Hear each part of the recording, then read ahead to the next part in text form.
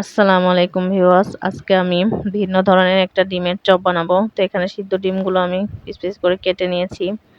এখানে নিয়েছি সামান্য পরিমাণে আলু এবং গাজর গ্রেট করে, একদমই অল্প পরিমাণে নিয়েছি।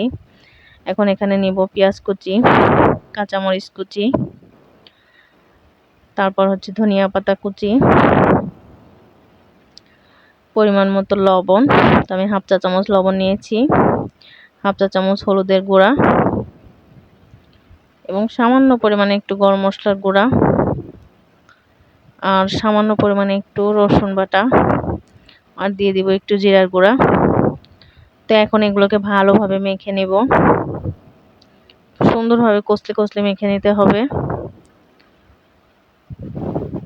মেখে নেওয়া হয়ে গেলে এখন এখানে দিয়ে দিব বেসন।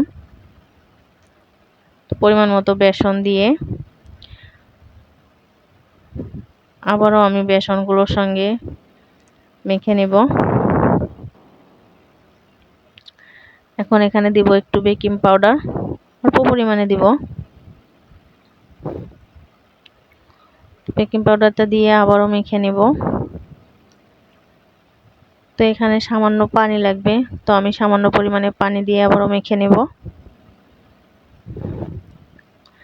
তো আমার মাখানো হয়ে গেলে এখন এখানে ডিমের স্লাইসটা দিয়ে এভাবে ডিমটাকে ভালোভাবে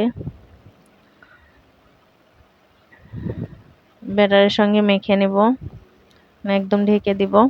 তারপরে প্যানে তেল গরম করে এভাবে করে চপগুলো দিয়ে দিব। তো চপগুলো দেওয়া হয়ে গেলে আমি উল্টে পাল্টে ভালোভাবে ব্রাউন কালার করে ভেজে নেব।